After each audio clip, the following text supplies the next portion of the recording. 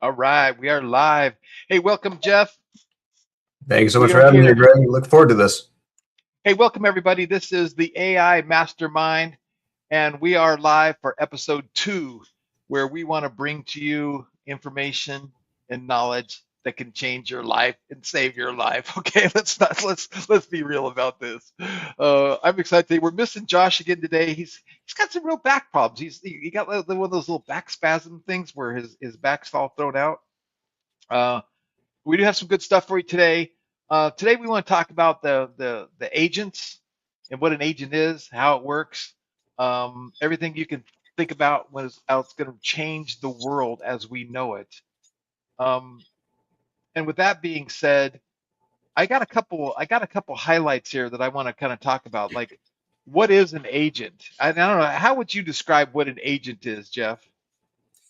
We have to probably give context around that, but we can go into that in a little bit more detail in a minute. But essentially, an agent, just think of it like an employee, right? It's a really smart employee that has the large language models, the AI databases at the back end that can actually take action without being told exactly what to do, right? So we can dive into all the context and maybe you go from Web 1.0, 2.0 to 3.0 to now AI 1.0 to AI 2.0 and what's happening in this world. But yeah, having an agent is just essentially like having not just an assistant, but an employee that can work and operate at the highest level. Yeah, no, and I like that idea that ChatGPT and Claude and Gemini and Grok and all these different platforms. In version 1, it was like, oh, I got a better hammer. I can write better emails and I can write better newsletters and I can write better blog posts and I can, do different things like that. But now with this term recursive learning, where there's this loop, and what was that? What was that military term we were talking about a second Yeah, ago? it's called an OODA loop, right? And an OODA loop is a military term. And it stands for observe, orient, decide, and act, which essentially says, okay, let's look at what's happening. Let's orient ourselves to the situation. Let's decide on our next plan of action. Let's act. And then we constantly do it. So that's why it's a loop. Once you do it, you implement and you see what's happening. It's kind of like an A/B split test, right? Like, okay, we're going to change this one thing. We're going to see what happens. Let's watch it. Okay, that worked or didn't work. Now let's improve, right? So it's a way to constantly improve. Yeah, no, so that's where it's all heading, and that's why it's going to change every organization on the planet Earth. Every job is going to be affected because now it can get smarter and smarter and smarter and smarter. So now that hammer just gets and starts reinventing it and designing itself as a new hammer. And there was some news this week that Google came out with, and I'm trying to find my notes. Oh, anti-gravity 2.0. So Google launched their version of agents, anti-gravity 2.0. It basically it's again, Google has been one of these companies where they're not really out there like let's say ChatGPT and Anthropic. They're announcing, oh, this version released, and this benchmarks and that benchmarks because they have to. They're getting ready to raise money. We'll talk about that too, and they have to keep this noise going and keep this marketing going. Google doesn't have to do that, right? And we talked about on the last episode how Google blew away their earnings. And check this out. I didn't get the clip for today, but they had a capex of like $30 billion. 30 billion. Now, what is capex? First of all, a capex is capital expenditures. Okay, capital expenditures. Their capital expenditures were 30 billion. They've 6x'd in the last 18 months their capex, and Yeah. they blew away their earnings by 20%. I mean, that's mind-boggling to think a company of that size went from 30 billion in capex to 6 times that, and they still blew away their earnings and growth. That's how significant what we're going through is.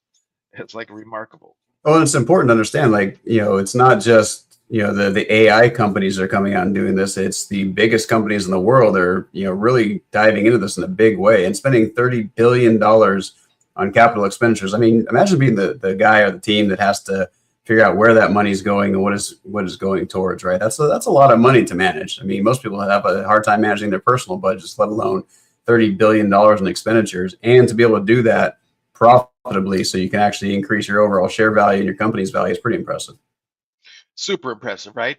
And they call their anti-gravity, and they showed a demo, and you can Google it and you'll find it right away, where their agents are handling research, writing code, building systems in parallel. So they're writing code and working together as a team in parallel and doing that kind of stuff. And then, of course, agent powered search, where you can have multiple agents searching and doing research for you. And then, of course, Gemini Spark is like that always on agent, right? Where it's doing stuff for you all the time. It's checking your email, it's checking your calendar, it's helping remind you of things and doing stuff like that. And that kind of leads to one of the big things that we're always talking about on this podcast is investing. And of course, we're not giving investing advice. We're not, registered investment advisors or anything like that. But we do want you guys to be aware of there's going to be more wealth created in the next 10 years than in the history of the globe ever, for sure. And as you start to understand why and what's happening, you'll get that, right? And so there was a recent IPO that ties right into today's subject of agents. And let's let them tell them about the name of the company, Jeff, what they came out with, where they're at now, and let's tie it back into what an agent is and why they're kicking butt. Yeah, so Cerebrus is an AI company, and we can talk a little bit about what it is they do. But here's the impressive thing, right? When a company goes public, generally it used to be, you go public at a 9-figure, maybe a low multiple $1 billion valuation. These guys are at a $57.5 billion valuation right now, and they're just huge. They're astronomical, right? This company is going out there and they're changing the game with regards to the AI chips and the manufacturing, and that's going to be one of the biggest things that we talk about. The picks and shovels method of investing, right? Not the guys that are going out there and actually digging in the ground looking for gold in Alaska back during the gold rush, but the people selling the picks and shovels are the ones making money, right? They're building more picks, more shovels, more transportation. They're creating the dogs and the dog sleds, or dog teams, to get people out there. And that's what Cerebrus does, right? Cerebrus Systems Inc. It's CBRS is the ticker, and they are finding ways to manufacture chips and make data centers more, I'd say, efficient, use less energy for more computing power, which comes down to heating and cooling and energy and all this stuff. Those are the companies that you really want to keep an eye on, because we all know that AI is here. It's here to stay. Like I said, I think last time, the only thing that's going to stop this is a worldwide apocalypse where all the power goes away. And I can't imagine that happening aside from in Hollywood, right? So the fact is that this is going to grow. Well, the only way it can continue to grow is by creating the capacity, more chips, more data centers, and creating more energy to provide the fuel for that, the power for that. That goes into heating, air conditioning, cooling, all of those things. It's not a matter of manpower anymore, right? That's a big thing that we're going to be talking about, is like, it's not manpower anymore that's needed to grow companies. It's efficiencies when it comes to mechanical, electrical systems, cooling systems, and things like that, as well as, the chips. And we've talked in the past, everybody is probably familiar with Moore's Law, which came out back, in the 80s, 90s. Every 18 months, computing power will double and the size will have, right? And that's accelerated. I don't even know what the name of the law is anymore, but it's exponential, and things are going to be changing so rapidly. So you want to keep an eye on those companies that are making efficiency gains for the big AI companies, including the Googles, the Amazons, the Microsofts of the world, that need massive data centers just to run their operations. Yeah, no, and I love it from an investment standpoint. The more these companies go public, they have so much public disclosure that they have to give us as investors and the consumers and the general public, that you can kind of find the fingers that touch these other companies and try to get into them, or get prepared to get into them and make investments in them before mainstream news hears about it. But I'm still one of these believers that these companies, going back to Google, their CapEx, and Anthropic, and these outrageous, incredible market caps, there's still tons of room for growth, because it's changing this stuff drastically. And let me put a little more context to this. So I found my notes. 90 years ago, I guess it was, there's somebody created this idea of let's have companies, let's bring people into a company, and I'm giving you layman's terms, right? Because I don't speak in geek speak too good. But we have a company, we all get together, we sit around the boardroom, we sit around with teams, we have a project manager, we have a different managers, different things, and of course Jeff has his background with the military, right? And then we assign tasks and report to each other, and we do things, and that model is going to disappear. That model is going to completely disappear, because again, companies, it's just the way they work. It's like in my notes I put here, they're coordinating work and making decisions around the outside world. That's what companies and teams and organizations would do, right? But the internet made communications cheap, but humans still had to think, decide, and approve things. Okay, AI agents, they do something different. They don't just do tasks faster, they do the task, They learn how to do it better. They generate better training data, and then they learn how to do the task even better again, right? That's recursive learning. So write that term down, put it on a sticky note, burn in your brain, recursive learning. And that's the part that breaks everything that we know traditional. Everything, right? Right? So like the factory metaphor is a regular AI tool is like a hammer, as mentioned earlier, and an agent with recursive learning is like a factory that builds a better hammers and then redesigns itself and builds an even better hammer the next time and redesigns itself and builds another hammer the next time, right? So it's just changing the game everywhere. And I was listening to some other really wicked smart guys, and they were talking about the workforce, and the 60% in the middle is going to be affected the most, the people that do the general management and that kind of stuff, because these workflows and these eugentic, they call them agents, are going to take over jobs and functionality. And then there's going to be people that basically have to say yes and no and do checks and balances. And there is a job for people. And then there was something else I heard, and I really buy into this. I want to buy into it as much as I buy into it. I want to believe it, even if I don't believe it, right? Because it said we're gonna lose some jobs. It's gonna be very tumultuous, or if that's the right word, it's gonna be really, rocky road. But we're gonna create more jobs because it lets these solo entrepreneurs create things fast, easy, and do stuff. And Jeff was gonna give you an example in a minute about one guy doing the code of six months of a team, and how he's even outdone that. But it's gonna create more companies, more smaller companies. They're gonna hire more people to manage and to communicate with AI. And I'm trying to give you layman's terms because it's so, some of the stuff's so far over my head. It's just incredible. But talk about that quote about what you said about as far as the software commits. Yeah, so it's really interesting. What you just said is very important for people to understand, is that there's always going to be a need for people that can manipulate the AI and understand what the goal is for the AI. Like now, an AI is really good at looking backwards in time and learning from a knowledge base. All right, so the large language models help you communicate with it, and then there's the knowledge base and the wikis out there. Right, you might obviously know about Wikipedia and Grokopedia, and back in the day it was Encyclopedia Britannica, and there's all this knowledge in the world. But what AI is not good at is envisioning what the future could look like. It's not going to be the most creative thing in the world. It can say, okay, well, this is what's available right now, and it's very robotic and mechanical, and maybe that'll change. Maybe it'll start getting to a point where it can be more visionary, but that's still left up to the humans. So the visionary people are going to lead the charge in a lot of areas, and they're going to have to learn how to use AI to make their ideas better and to come up with great ways to implement those ideas. But going back to what you're just saying, Greg, about companies needed, like when Google was created, it was, okay, we got to be able to scrape the entire internet, figure out what pages are good, and then create an algorithm so people can search and find what they're looking for very easily. And that's great.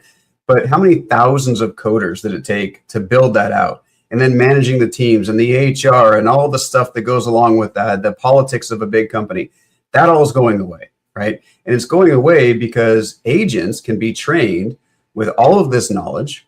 And now the cool thing is you can give it a goal. In fact, in Codex, there's a tool called /goal. And you can type that in, you can give it the context and say, I want you to build this thing.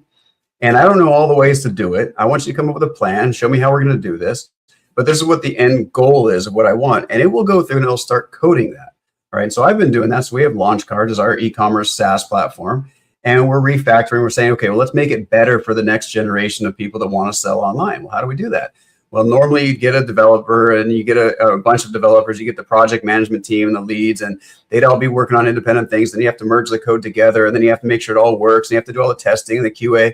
Well, that would take months and months of time with a lot of man hours involved, right? Thousands of man hours. And I decided to take it upon myself. And, Greg and I are working on this and said, okay, well, let's just take all of our code base. Let's put it into our AI models, and let's go ahead and start building this and making it more modern. And I've done about 8,600 commits in the last 2.5, 3 weeks, give or take. And to put that in perspective, that would have taken a team of probably 10 different developers about 3 to 6 months, depending on how fast they work, to do that, especially writing the code from hand. Now, even if you were not writing the code from hand, you were using AI to write the code, you'd still have to come in and manage every single step and every line. I mean, anybody that's used any of the CLIs, the learning or the local interfaces, every few lines of code, it's like, okay, do you want this? Yes or no, or modify it, right? And that takes time. You're just sitting there clicking a button over and over again. Well, with these agents, with agentic AI, you can give it a goal, you can give it the context and say, go. And you can even say, hey, I'm going to allow you to use all these permissions. Now, that can be dangerous in some cases if you don't know what you're doing. And it can overwrite stuff and it can delete folders and you can do all the wrong things you don't want to do. But if you train it properly, it's going to go through and just start building and building and building and making all these changes for you without you having to worry about it. So you can literally set it up, go to bed at night, come back in the morning, and you've had thousands of lines of code written, hundreds of thousands of lines of code, depending on how good you are with this. And it's going to streamline that entire process, which means those middle people, those highly paid developers and coders, like Josh was talking about last week, are putting themselves out of a job because, well, you don't need that anymore. But to Greg's point, this is going to open up the field dramatically for entrepreneurs and people who want to learn this skill, because now they can do it. Because let's face it, a lot of folks either on their tail end of their career or don't understand this stuff. They're not going to take the time to learn it, but they're willing to hire the people that know this stuff inside and out, because it's going to, hiring one person or one consultant to do 6 months of work in about a week is going to be far cheaper than hiring all those developers on their team to do that same amount of work, plus all the headaches that come with it. So that's the way that everything is shifting, because these agentic AI agents are allowing us to speed up the process of research, development, quality assurance, and testing, and putting things into production a lot faster and easier. Okay, so I just Googled and I asked Gemini's chat, how long would it take and how many people would it take to do 8,000 commits? And it said writing 8,000 commits would typically take 4 to 7 person team 2 to 3 years. It's like, and you're doing it in a couple of weeks. It's insane, right? There you go. I'm definitely underpaid then. That's what triggered this. Is there was another in my notes for today's thing. There was a solo developer in Australia that ran 10 AI agents, and they committed 6,600 code commits in a month. And it's getting faster and better and faster and better and faster and better. So here's one other thing I want to do real quick. So I did come up with some notes, and I want to try to put this in layman's terms. Okay, so who is going to survive this AI revolution, right? So it's what percentage of your work is coordination versus judgment. So AI is not going to be the judge; it's going to do the coordination. So again, let me break this down. Coordination equals relaying information, approvals, scheduling, status updates. Agents can handle all of that. Judgment, resolving ambiguity, handling exceptions, and making calls when there's no playbook. That's what humans are going to do. So as agents are put into these workflows and put in these different things and getting better and better and better, humans are going to be the ones that have the judgment to move forward, yes, no, cancel, delete, move backwards, and move things forward. So the whole goal is we want you to understand that. So we have to start looking at what your job and what your company and what you do, how much is coordination, how much is judgment. And that's what I kind of want to move into next is this idea. So this is fascinating to me, Jeff. As I was listening to Salim, one of the guys from the Moonshots podcast, and again, everything I'm saying, I'm learning, I'm reading, I'm following, and I'm just articulating to you the stuff that I think is most important. Check this out. So the idea that a company, now let's talk about the big companies, Fortune 100, Fortune 500, maybe $100 million companies, maybe companies with maybe 50 employees or more, right? They want to implement AI. They want to like take this and implement it. What he was saying is this guy travels all over the world, and he does this for people all over the world. And he said that you have to build it on the edge. And I'm like, what's that mean, build it on the edge? But he gave this example. He said Zillow, which we all know who Zillow is, the real estate thing, they lost $500 million trying to bolt AI into their existing org charts and approval processes. They lost $500 million doing that. Like, wow, that's incredible. They added AI but didn't redesign the workflow. So what you have to do is you have to completely redesign your workflow. And he's like, you have to move it to the edge. You have to take things one thing at a time. Like you go into your company, you say, okay, let's take invoicing. And let's take invoicing over here to the edge, and let's AI automate and get agents doing every function of the coordination of invoicing, right? And then, okay, we got that, and then let's test it, let's work it, let's test it, making sure, okay, now we got one thing, and move another thing over to the edge, move another thing over to the edge, and move another thing over to the edge, until at some point you literally have your digital twin, and then that archaic old way of doing things can be, I forget the It word, can be the, sunsetted. It can be yeah, removed, right? sunset, yeah, exactly. So I wrote a paper, gosh, in 2010 on this thing called Skunk Works. And Skunk Works is a military term, and it was designed, I believe, by the Air Force, maybe the Navy, but it was during the Cold War era. And, we're dealing with, Russia and communism and these types of things. We're trying to figure out a way to spy on them better, to be better prepared in case there's a nuclear war, and we have to be, we need to know what's going on. And they said, well, we need planes that can fly under the radar or can fly higher and can, really see what's happening without being detected. And everybody at, Lockheed Martin and JPL and all these companies are saying it can't be done, it can't be done. And so they created this thing called Skunk Works. And Skunk Works is you're going to take a team of people, best and brightest, visionary, people that don't think there's a box at all to live within. They feel like they can actually develop something that's really cool, but they can't live within the bureaucracy of the existing organization. And so they literally physically created a whole building, and no one was allowed to go in there aside from the people that worked on this team, not even the CEO of the company, not the C-suite, definitely not HR, right? And it's go build this thing and don't come out until it's built. And Skunkworks has resulted in massive transformation of technology, especially in the DoD and defense space. But the SR-71 Blackbird was a result of that. A plane that could fly at, I don't know if it was Mach 4 or Mach 5. It could fly at 30,000 plus feet, which back then was, unheard of. And I think it actually got up to over 60,000 feet. So you couldn't even detect it. It could fly faster than anything else out there. And as a result, it was able to give us intel that we needed. Well, what you're describing is a very similar thing. Like, you cannot build the next innovative idea and technology inside of the existing box, right? I think it was Einstein that said that you cannot solve the problem at the same level of thinking at which the problem was created, right? You have to come up with a new level of thinking in order to be able to solve these problems. And that's exactly what we're talking about, right? Think about this. Computers don't speak in English or Spanish or Chinese. They speak in ones and zeros, dits and dots, and things like that. AI, if you were really to dissolve it and get down to the brass, it communicates in a completely different way. It just renders it for us in English, so we know what the heck it's talking about. But if you wanted to really design a company or a process or a product that was much more efficient, well, you wouldn't necessarily have to write out every single sentence in English and then spend the time reading it, right? So computers make it so you don't have to worry about that. And if you think about the implications of that, that means that all of these little functions that we've built as humans, right, the silos that we've designed, the processes, the workflows, it's all designed for us. Well, when you take us humans out of the mix and you allow the computers to do the thing that they know how to do just by giving it guidance, it's going to operate at a speed that's so much faster than us.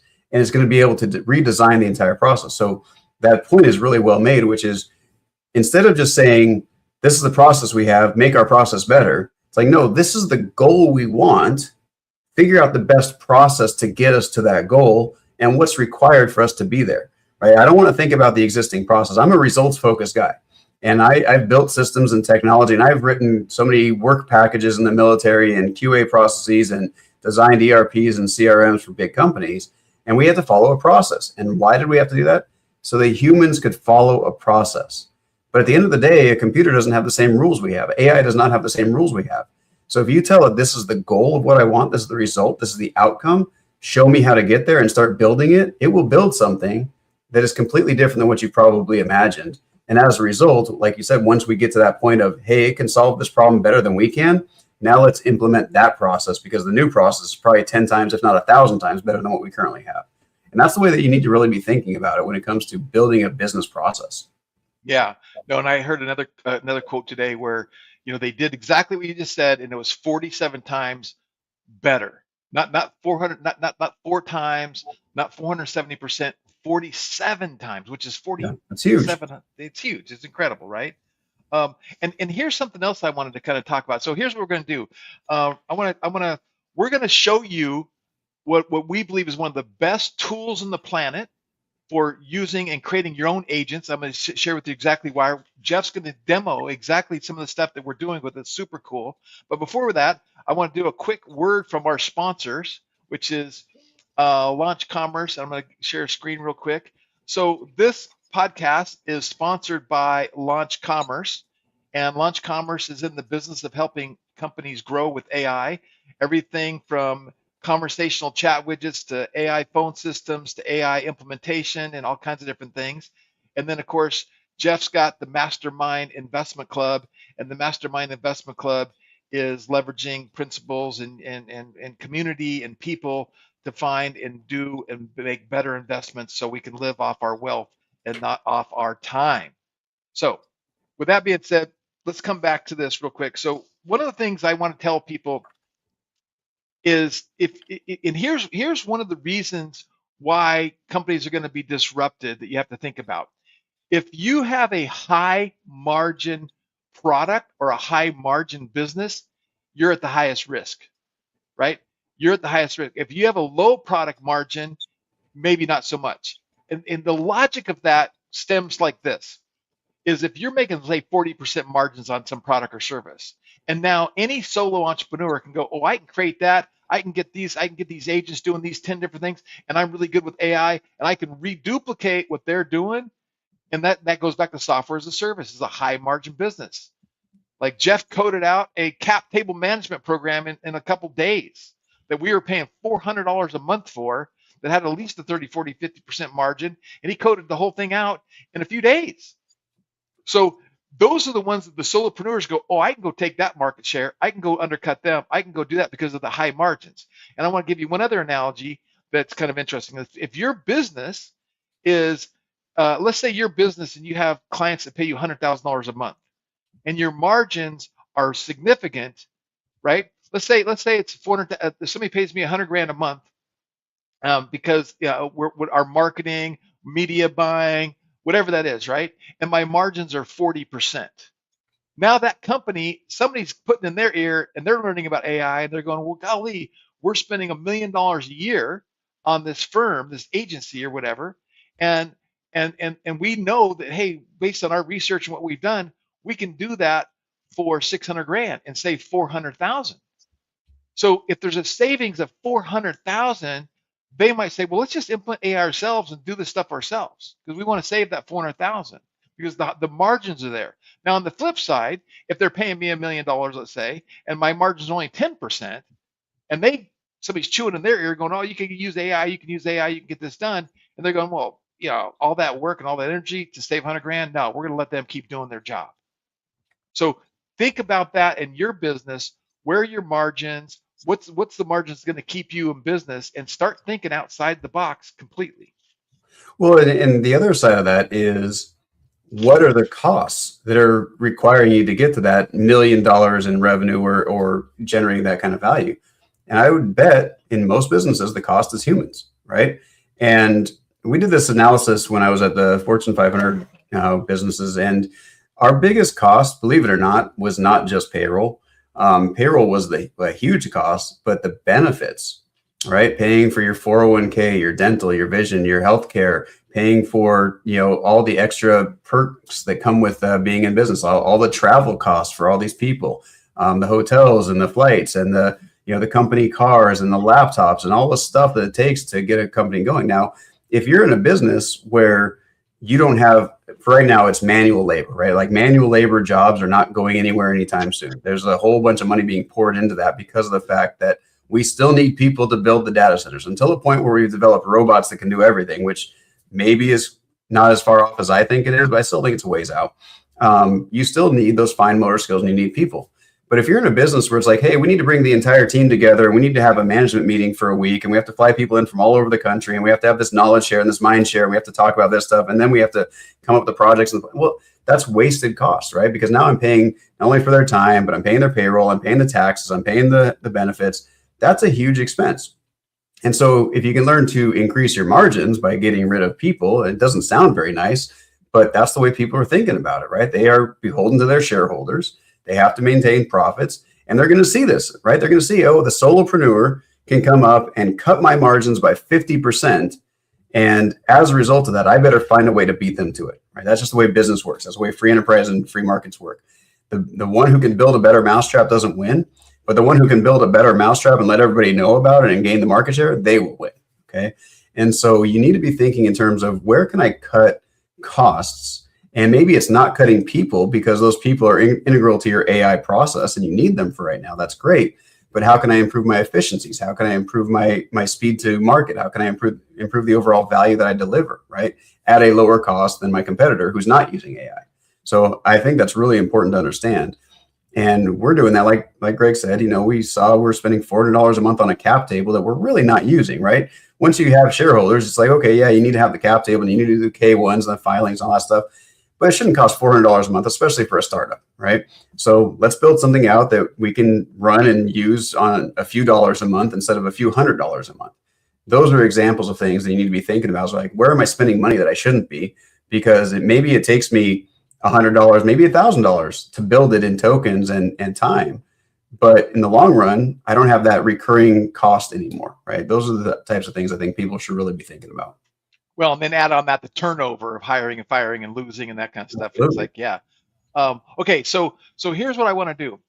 I want to go. I'm gonna play a bit. So Jeff and I, we're in this 6, 8, 10 hours a day, right? And maybe you guys are dabbling. Maybe you're the same way, right? But there's so much noise. Oh, do I go with Anthropic? Do I go with ChatGPT? Do I go with Gemini? Do I go with Perplexity? Do I go with Grok? Do I go with there's so much noise. So we literally kind of sat on our hands watching all this, reading all this stuff, using it, and Jeff's building open clause, and he's doing all kinds of stuff because Jeff is very, very technically oriented, whereas I'm not. And we're trying to figure out what's the best. So I'm going to play a clip from the CEO of a company called Airtable. Now, Airtable's been around for I don't know how long, but they've been around for a while. And here's the reason that I said I want to go with this, and I want to test out this technology called Hyper Agent. And we're going to give you guys a link, and we're going to give you a free $1,000. And I don't know how long they're going to be offering this, but if you use our link, you're going to get a free $1,000 of tokens. But the reason that I got excited about this is he said one is they've got $1 billion cash in the bank, and Airtable's been around for a long time. Number two, they're netting $100 million a year in profit off of Airtable. Number three, he's like, we're going to build a platform that the average dummy like me can use, but that can also scale to enterprise level. I'm like, that's key. And number four, he said, we want the UI to be more like Apple, where it's really easy to understand and use. Because we set up OpenClaw, and OpenClaw, you got to get into terminal, and you got to do all these. It's like, I'm out. I'm done. I can't do it. So I don't know if you have any comments, but I want to play this clip. And if you have any comments, Jeff, before I play the clip, we can do that. But I'll play this clip. Well, just to give context, Airtable's been around since 2012, and they're roughly a $3.5–4 billion company. And lots of big businesses use them because they have an incredible technology already. But what they're building right now is game changing. Okay, so here's the CEO explaining a little bit about what I just said. Like really innovative, fast moving SMBs, some of the like fastest growing companies like Recor run a lot of like stuff on Airtable. And, I think like the experience that we have of building a product that's both extremely low floor and intuitive, but then also has a very high ceiling and scales up even as you need to scale up the number of agents you have, how you deploy them, how you oversee them. Like that's our commitment, is that we are going to be the best at giving you both a low floor and a high ceiling, especially as you want to actually run a serious business or operations with HyperAgent, right? So I think that's going to be kind of unique, where I see the landscape fragmenting into like, there's going to be really easy, fun kind of prototyping tools and products that are kind of like easy to get started with, but then ultimately don't scale with you as you want to become like a real serious enterprise built around these agents. And then conversely, there's going to be more like heavy kind of agent builder products, right? With like configuration and like controls and all that stuff that are going to be better from like a control plane standpoint, from being able to like oversee a fleet of agent standpoint, but make the initial experience and the graduation path like a lot more clunky, right? Or just like a really sharp wall to overcome. So I think our commitment is this product is going to be the best combination of low floor and high ceiling. And we're always going to have this obsession with great UX. Like that's our DNA. That's like what I obsess over. And the only kind of company that I want to build is one that wins in a product category where the value of the software or the technology is very, very high, but the accessibility is really kind of the key differentiator that we win on, right? So agents are going to be powerful. We're not going to be the only powerful agent product out there. Like, I think frontier agents are all going to get better and smarter and faster and so on. But what we can do is use really great product design, just like Apple did with computing, to make the powerful experience also really accessible. Okay, so there you go. So that was the conversation that sold me to go get a HyperAgent account. And then I said, Jeff, you got to get a HyperAgent account and let's test it out and compare it to what you've been doing with OpenClaw and some of the stuff we've been doing. So I'm going to share my screen and I'm going to show you a high level of what basically an agent. I feel like I'm a little agent dummy. I don't know how to do these APIs and these codes and these webhooks. I don't know it. I don't know. But let me show you what I've done. And then we're going to get real um, um, down in the weeds a little bit. He's going to show you an agent that does, or like a series of agents that do blog posting and stuff. I'm not sure exactly what, but let me show you this real quick. So here's my account, and I'm going to make this a little bit bigger. Yeah, there we go. So on the left-hand side here on my command center, I've got a meeting task tracker. So I've got an agent that goes through my email. It looks for my Fathom note taker, which is my Fathom note taker takes notes on every Google Meet that I do. It scours my email for my Fathom. It goes finds every task in my Fathom note taker and then puts it into a task management board that we've created. I got my QuickBooks concierge. It logs in and goes into my QuickBooks and it looks at my books, makes sure things are synced up and gives me and slacks me a note, hey, go take care of some QuickBooks stuff. I have my inbox concierge. This goes through my inbox, automatically writes draft replies to people that need a draft reply, automatically moves stuff into the spam box or into it automatically archives things that I don't need, whatever. I've given a bunch of rules and a bunch of workflow, rules, and it just kind of cleans up my inbox. And for the first time in a long time, I don't have 400 or 500 emails to sift through to try to find the one that I need. And then I created my YouTube transcription agent. And this is something I really like because, with YouTube, you can go get the transcription from any YouTube channel. And then you can say, what were the frameworks they put in there? What did they do in there? And I use this to go get transcripts, put them in here, and I can use those to learn and create things I want to create. I got my meta ad creation tool. And my meta ad creation tool creates meta ads based on these 32 ad archetypes that we created. And it helps me create ads and ad images, both 9x16, 16x9, different, all these creative in a matter of minutes. I created my ad doctor agent, and my ad doctor agent, I say, I can just go to my Slack and I can say, hey, go into this ad account. I'll give it the name of the ad account. I'll go look at the campaigns that are actively running and give me a report. And it goes off and does all kinds and builds these beautiful web-based reports with it's like I have a data scientist doing my stuff for me. It's incredible.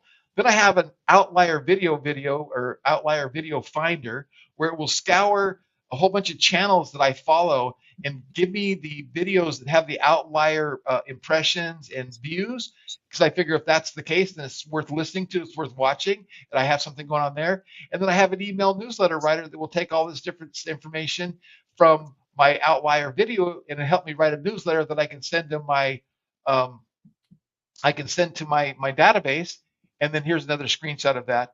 And then it also takes that newsletter and also it helps me create a LinkedIn post. So that's kind of what I've put together with my HyperAgent account. And again, I just put a link in the chat. You can use that link and you'll get 1,000. They're going to give away $1,000 until they've given away, I think 1,000 people or something like that. So whatever that is, but go get your free $1,000 credits right now. Even if you don't use them immediately, go get it. So Jeff, talk about how you went from OpenClaw to HyperAgent and what you think about that. Let's talk about some things you've implemented for us and for clients. Yeah, so I got onto OpenClaw, January, February this year. And if you haven't heard of OpenClaw, it's essentially, what Greg just explained, being able to tie into different AI models. So that's the thing, anything you need to understand is that what we're showing you here is not an LLM, right? It's not Anthropic, it's not Gemini, it's not Grok, it's not OpenAI. It is a tool that allows you to interface with a number of different models. And OpenClaw was great because it was one of the first ones that came out and said, okay, well, you can start APIing into these different things. You can create skills, you can create memories, you can create a file structure on a local computer. So this is why people ran out and started buying Mac Minis like crazy. But you can do it on a virtual private server as well. But you have to understand how to get into the terminal and do some basic commands that are going to tie it all together.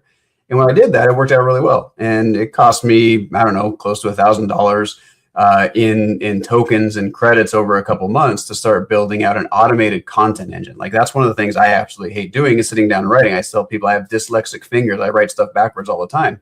I've since gotten Whisperflow, which is great. I just talk into it and it does a great job. It's just a transcription tool. But the fact is that we all know that people are looking for content. That's why we create this podcast and why we're putting this stuff out here. People want to know about you. If they don't know about you, they can't find you. They're never going to do business with you. They never want to, work with you. So we got to put content out there. And I said, well, I'm not writing content, and I need to be able to find a way to break through this content barrier. And I don't want to go out there and continue to hire teams. I had teams. I was spending over $10,000 a month on people that were writing copy and writing content, doing blog posts. And they would do a post a week, give or take, right? And a few posts on social media a day. And it was just not really doing anything for me. So I said, all right, well, I need to set up a system that's going to allow me to really go out there and build a content engine that's going to work for me and for my business. So let me go ahead and share my screen here and show you exactly what we did. Let's see here, share screen, click the right tab. Too many tabs open, as usual. All right, so here's an example of what I built out. And I'm just going to show you some really high level stuff.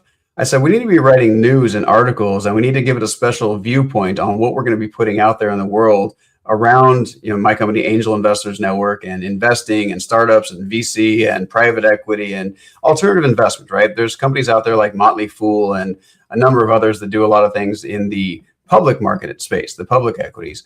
We said, well, we're really focused on educating people on the private markets. And what does that look like? So this morning, my agent went out and it wrote 15 articles. We have a rubric. So we actually grade all of the articles that are created. It's written in my voice. It uses my knowledge and my experience. I built up my second brain, so to speak, and taken my last 26 years of experience and dumped it into this. So it knows how I think, how I write, what I talk about. It's taken, like Greg was saying, notes from meetings and what are the things we should be thinking about and how are we going to write this stuff? And then let's give them education, information. And so it wrote these articles. And this rubric is based off of the best practices for SEO and AEO and GEO. And that's essentially how people find you online nowadays. And then it went ahead and posted everything. All right. So it wrote 15 articles, 33,800 words with a 97 average quality score and roughly 25,000 monthly search volume targeted based off of an SEO agent that we created to go out there and figure out what's the keyword volume, right? What's the ability for us to actually dominate in certain areas. So assuming these all get ranked, which we've set up all the best practices for it to get ranked, it's going to allow us to start driving traffic to our website. And then we have it post to Slack and let us know, hey, here's what it's going to be, what's happening. We're doing 3 to 4 deal analyses every single day. We're doing a whole bunch of keyword gap articles. We're doing all these different things. So it's creating all those agents, which is great because it spins up an agent to do the research, spins up another agent to do the writing, spins up another editor agent to look at everything, to make sure we have the backlink set up, to have the schema set up, all of these different things. And it's really important that you do this the right way. Otherwise, you just look like slop out there on the internet and no one's going to find you because Google will shut you down. All right, so I'll pause on that one before I share the next thing. But any questions on that one, Greg? Stage. When you say spin up, so there's a couple thoughts I think everyone should understand. A lot of times you want to have an agent do one thing and then hand it off to another agent so that agent continues to get better at what it's doing. But what he's also talking about is this hyper agent has this tool where it's been tasked a job, and in order to do the job faster, it creates its own agent workforce, right? Is that what you mean by spin up? That's exactly right. Yeah, you used to have to create one agent that would do this. Then people got smart. They said, okay, well, let's create multiple agents. And what an agent really is, if you get down to it, it's a file. It's a file on a computer that says, this is your job, this is your role, this is your responsibility, this is how you do your job, and here's some skills that you have that are other files, and here, use those skills to go do your job, right? Well, if you think in terms of humans, again, you might have a chief marketing officer whose job it is to set the strategy and the vision for the marketing of a company. And then you have a director of marketing who's saying, okay, here's how we're going to take that strategy and we're going to break it down into tasks. And then you might have a content writer, you might have a social media manager, you might have a copywriter, you have a funnel builder, a web dev person, all these different people. They all have different skill sets, right? Well, you don't want to build one agent that can do all of those things, because even though AI is very smart and very fast, it still does things linearly, right? It can't do 10 different tasks all the exact same time. It still does things linearly. So what we do is we create different agents underneath that main one, and it tasks those other things out. So now I can operate in parallel on a bunch of different things.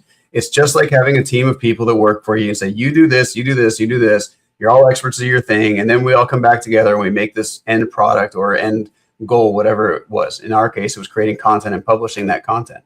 And so now instead of me having to have a publishing guy who can go into, we don't use WordPress anymore, but go into WordPress and actually take it and put it into WordPress and make it look pretty. And then you have an SEO person who makes sure it tracks and ranks properly. And then you have a content writer who makes sure they write things the right way. We don't need all that anymore. I have one agent that I tell what to do. It creates other agents in that process. And the nice thing is, and I think this is really important to understand, is most people are getting so frustrated when they're using agents. They're saying, it keeps asking me the same stupid things over and over again. I have to keep telling it to do the same thing over and over again. Why can't I just remember this? This is where you create skills. When you create a skill and you assign it to an agent, now that agent has that skill, so it shouldn't mess that up ever again. And you can create skills in ChatGPT, in Claude, in HyperAgent. All these skills are just memory files, MD files. Okay, so .md, it's just a text file. And now they read that whenever they're going out to do the job. So it's kind of like having an employee. We think about, I was in the Navy. Every single, we call them evolutions, every single process we did or evolution we did, we pulled out the book and we followed along step by step. Do this, then do this, then do this, right? And that's so humans don't mess up, because as good as we are, we can still mess up little things here and there. We do the exact same thing for an agent. Say, this is your process. So every single time it gets spun up to do a job, it follows that process to the letter. And if it messes up, you figure out where it messed up and you fix the skill so it shouldn't happen again. So you have to train your agents. It's not like they come out of the box geniuses. They just have, like I said before, they're good at looking back. They're not good at looking forward. And it reminds me of that term, a jack of all trades, but a master of none, right? Yep. So that's the whole recursive learning, is you want the content writer, the researcher, the graphic designer, the video editor, you want them to be a master in what they're programmed to do. And going back to, our old language of KPIs, key performance indicators, right? Standard operating procedures, SOPs. This is nothing more than those SOPs in a linear workflow, step by step by step thing. And the better prompt you give it, the faster it's going to deliver what you want, and then it's going to get better than what you're used to. Yeah, and let me give context to that, because I think it's really important that people understand this. When I was looking at my company, I said, I need a way to build this company without a bunch of employees, without stressing me out every single day, without doing client calls every single day. I don't know what that looks like yet, but I have a pretty good idea. I literally went to AI and said, I think this is what I want. Give me some research to either validate or throw away this idea. And I had the AI do all the research. So again, it's like having that data scientist and that researcher working that's going through all the archives of everything it can possibly do. Anybody remembers microfiche? We used to have to do that a long time ago, right? Or going down to the library to pull up old files and archives. And now it does all that for me. So now it can validate it. And going back to what Greg was saying earlier, you still have to make the judgment call. It's going to tell you all the best practices and the things that it thinks based off of the knowledge at hand, but you still have to make that judgment call. So we made the judgment call and said, okay, now write the plan to implement this. And it came up with a plan. And it told me things that I'd never even thought about. Like, hey, we're building websites on completely different platforms I've never built on before without writing a single line of code. And those websites are outranking people within the first week of us putting that website out there. So it's really incredible what it can do, as long as you say, this is the goal I want, and help me figure out how to get there. I think about that, what you just said, and it kind of reminds me, going back to, I'm new to this. You're out there, you're listening for the first time, you're trying to be read up on this stuff, you're interested in it. Start by thinking like this, that ChatGPT, Claude, and of course, we've leaning towards Claude because Claude is more business and enterprise level focused, whereas ChatGPT was kind of consumer, even though it's trying to go after enterprise level now. But it's your assistant. It's the world's smartest assistant that you can ask it any question in a minute. It's going to give you some answers, and it's going to think and probably get you outside of your own box, right? And then a lot of times I'll take an answer from ChatGPT and go ask the same question to Claude and get an answer there. Then I'll cross-reference back and forth, and I'll do that 2 or 3 different LLMs, and I really get some amazing information. And that goes back to my little hack I said earlier with my little agent. Let's say I want to have a mastermind with Tony Robbins, or I want to have a mastermind with Richard Branson, or I want to have a mastermind with any of these mentors that I love and that I've been following for decades. I go to the YouTube channels, I get a bunch of transcripts, I put them in there and go, what would Tony Robbins say about this issue I'm dealing with? How would Tony Robbins do this? How would Alex Hormozi do this? How would Russell Brunson do this? How would Peter Diamandis talk about this? You can take anybody that's got that really is a subject matter expert, get their transcripts, and there's so much information about these really well-known people like a Tony Robbins or an Elon Musk. It's like you're really in a mastermind with them, and they're giving you advice as if you're sitting there talking to them. It's incredible. Yeah, and it's kind of funny you mentioned that, because Napoleon Hill used to talk about his mastermind that he would create in his brain, where he'd say, okay, I want to talk to these 10 people, and he would just sit there and meditate around it, and he'd meditate around an idea. And so what would Thomas Jefferson say about this? Or what would Abraham Lincoln say about this? Or what would Napoleon say about this, right? And it's pretty incredible because you can actually do that. And I love doing that too. Sometimes I'll tell the AI is like, listen, I can't figure out which direction I want to go. I want you to spin up a UI person, a UX person, a CEO, a CFO, and I want you guys to all argue about this. And here's the goal of what we want to create, but argue about the best way to go about it. And you can then read the entire transcript of it, having a full-on debate about the ways to go about it. And then it'll give you like, yeah, based off all this, this is what we think we should do. And it's pretty incredible. It's actually a lot of fun to watch that. Yeah. No, and I think about this too, and you said it earlier. It's like there's some people like us that we like it. I'm having a blast. I think it's just fun to create stuff and watch stuff be created. And I love showing off. Like yesterday, I showed off a guy how they can create a website in about 3 minutes with the AI vibe coding and stuff, and it's like blew his mind, right? So we're having fun with this, but there's other people out there that are going, I'm busy running my business. I don't want to have to learn this. I need to bring people on my team. And that's where guys like Jeff and I come in. We're very selective about who we work with and what we do, but we do help companies implement AI strategies in their business. And we have all kinds of tools and technology that we're doing. So what Jeff talked about a few minutes ago, where he installs that whole content creation, long tail SEO strategy into your business, that can be done for your business. And so what do you call that? Is there a name for that? The authority engine, right? You need to be an authority in your space if you want people to actually do business with you. So yeah, that's one of the things we create. And I'd love to show off one other thing that we did for my wife's business that I think everybody should implement if they're spending money on advertising. But yeah, the authority engine is one of those places. Yeah, show that. I know you're going to talk about that. That's so. And again, as he's teeing this up, when it comes to running advertising, we do a lot of advertising on Meta, and Meta changes the algorithm now 6, 8 months, 9 months ago, a year ago, whenever it was. And the more creative you have, and the more things you can create for creative and kind of feeding that information, that stuff, the better off your ads are going to do, and better off your ads are going to perform. But using AI to help with the ad creation, the ad doctor stuff, it's amazing. Absolutely. So I'm going to show you guys, this is a report that I actually have the system create for me every single day. So we're spending... Hold on. When you say system, you mean your agent.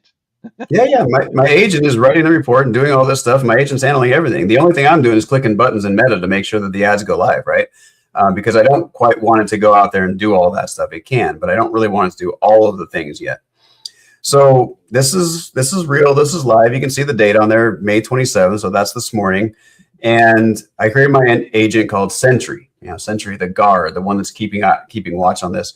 And they're keeping watch on our advertising accounts. We're spending about $1,000 a day right now. I mean, actually, I guess it's a little bit less, maybe $500-$600 a day on certain campaigns. And we're running it for a webinar for my wife that she's going to be hosting, which I'm really excited about this. Like, it's the first time I've seen results like this for any webinar. It's because we're very niche. We go after a very specific target market, and it's just crushing it, right? So she has about 900 people registered for her webinar in 5 days from now. So we're probably going to double that. I wouldn't doubt if we'll get over 2,000 people registered for this webinar. And you can see it created an executive summary, TLDR, too long, didn't read. And okay, you spend over $1,000, and this is the one that's carrying the vast majority of your ad spend and your results. It's getting a 2.09x ROAS, return on ad spend, and you have 619 registrations from this one part of the campaign.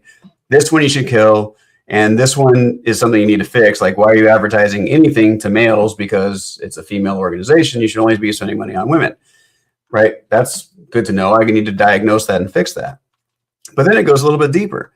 Okay, here's this campaign that's running. It spent this much money. Here's how many people have registered. Here's what your registration rate is from everybody that clicks to actually register. So you're getting a 30% click-through rate to registration.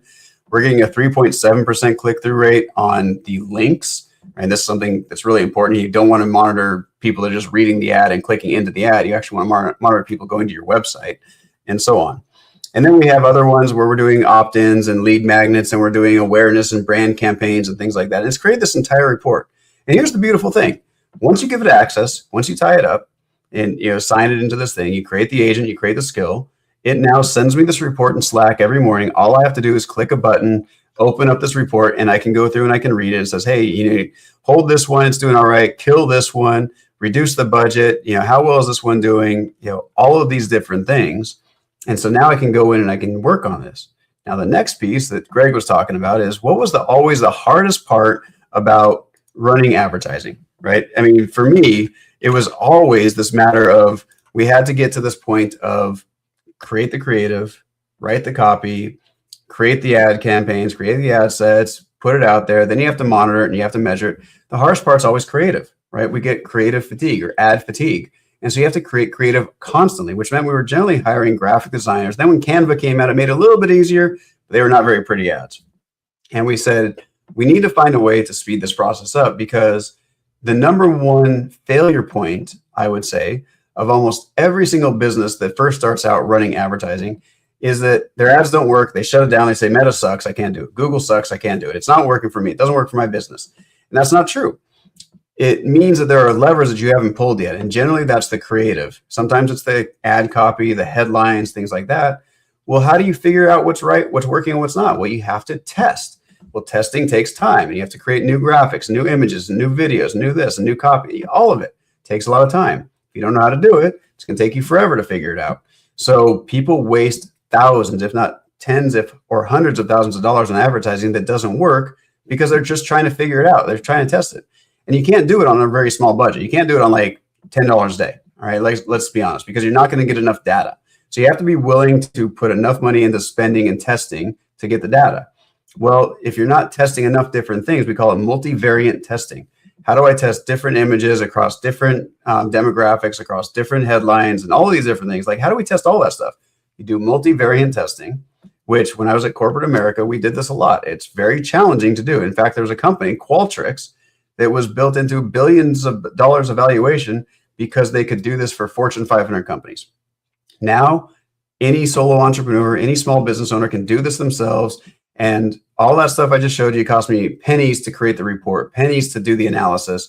And when I created the ads, I created 30 different ads and all the different sizes and images and things like this, with background colors and background images and without, with headlines, without headlines, changing different colors around, all that stuff.